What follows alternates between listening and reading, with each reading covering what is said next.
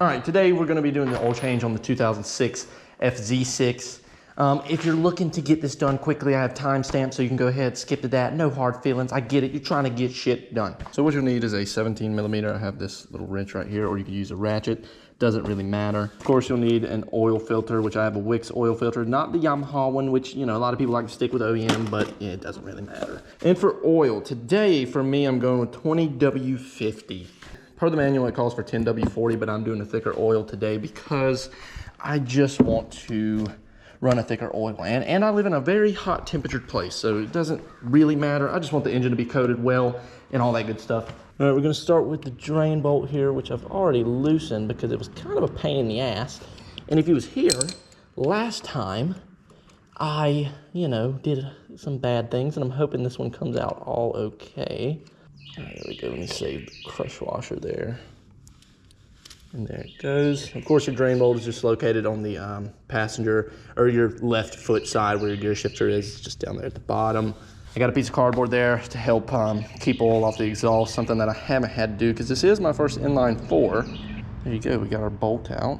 So as that drains, I kind of want to go over something, and it's the fact that something that I do now is I inspect the drain bolt, okay? After my last occurrence, I inspect the drain bolt and make sure that all the threads seem to be secure and none of them are getting brittle or trying to break off, because that can be a bad thing. Like I said, changing the oil on my SV650, I didn't over tighten it. I didn't even, you know, I didn't do anything wrong. It's just, I guess the threads, they just finally gave away, and I guess that's what happens with a 20-year-old bike. But see today, whenever I change the oil, because it's, like I said, first time getting this bike, I haven't even had it for a week, so I just wanted to remain hopeful that everything was okay, and it seems to be okay. No metal shards, none of that stupid shit going on.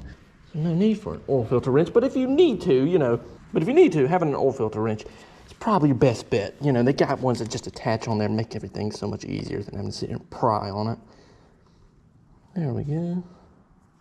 Oh, they got all over the exhaust. Damn. All right, pull our oil filter out. Let those drain. Look at that one. That one is old. What brand is it? And now I'm gonna set my oil filter to the side, just because if you are in the event where, you know, your bike is your only ride, you don't wanna just throw your oil filter away. You wanna make sure the next one fits correctly. So we're just gonna take our new one out of the box. Got the wicks, nothing to remove. I'm gonna come over here to the other side as well and get a check on our levels, seeing how everything's drained out. Supposedly with these dipsticks, you don't have to screw them all the way back in. You just have to go to this little black tip right here, and it's supposed to give you your reading. Most of the time though, you'll see them where you have to actually thread the dipstick back in. All right, we are empty. Okay, good. Just gonna have it started. Do I have my crush washer on there? Yes, make sure you have your crush washer on there. Thread your bolt back in. I'm just getting it started because I do have to do another thing on the other side with our oil pump. So I'm just gonna put this back in, but I'm not gonna refill it just yet. With my oil filters, I like to put a little bit of oil around the top. Of course, this has a fucking, sorry about all this shit. I like to take a little bit of the oil, pour it over, just a little bit. Take some, put it on your finger, rub it around the top brim where you got your little rubber gasket seating. Then boom, all right. Some people like to fill them up. I don't think it really matters that much, to be honest with you.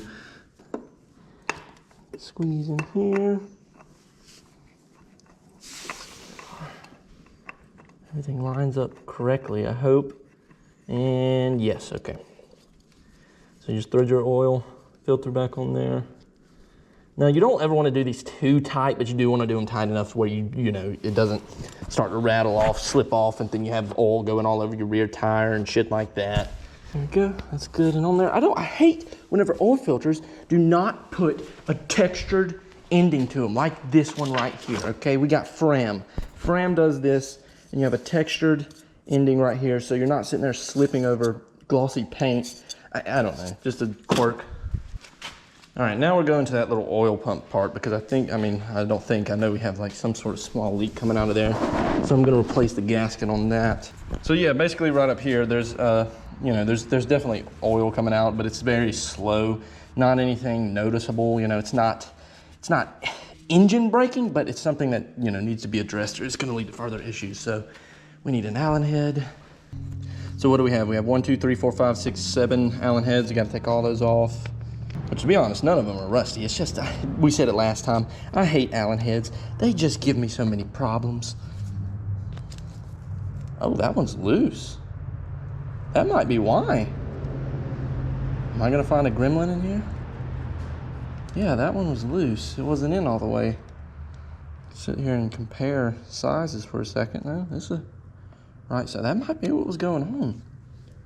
That's weird.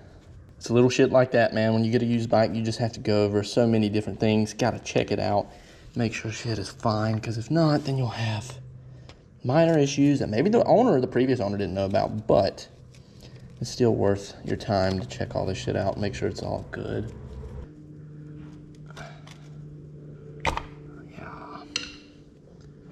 All right. Okay. Wow. Well, yeah, that's interesting. We don't even have a gasket. That's why it's leaking, buddy. Is there? There's no gasket, is there? No, there's not.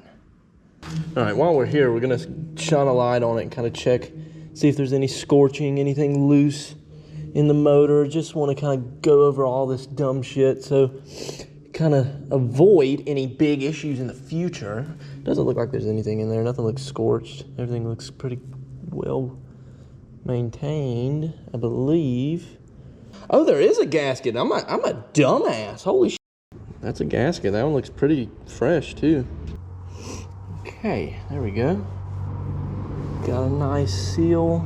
You know, the crazy thing is that it's very possible that the only issue with the oil coming out up there was that loose bolt. That is very real. That is a very fair possibility. I could have just, that's whatever though. Peace of mind. We got a new gasket on there. You know, funny enough, I pissed a lot of people off by saying I didn't know how to use a torque wrench, and they're like, "Oh, well, you're gonna wanna have to know how to use a torque wrench, buddy, as soon as you strip that shit out." Man, shut the fuck up. Honestly, just shut the fuck up. The torque wrench has always been thought of as like a rich man's tool, something just not really affordable. I know you can get some cheap ass ones, but shut up. As long as you're not sitting here bearing down on something, trying to just tighten the absolute shit out of it, everything is going to be okay. Everything is going to be okay. Trust me on my word there.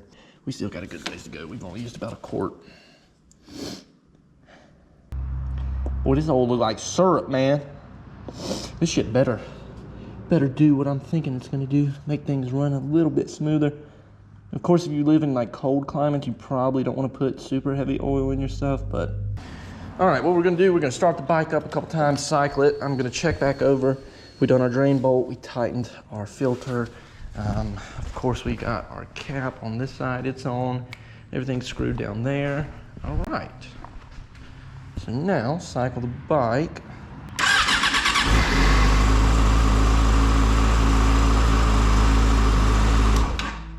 All right, I mean, yeah, that's pretty much it. What I like to do, I like to go around with degreaser and spray, you know, if there's any little spots with oil on them, because then after we cycle the bike up, we can see if there's any leaks, any fluid coming out anywhere, just to double check things. Always be safe. You know, over the next couple days after you're riding, just stop, check your filter, check your drain bolt, make sure everything's tight, you ain't got no leaks, so you can be safe. You don't want oil on that rear tire back there, okay? That's not a good time.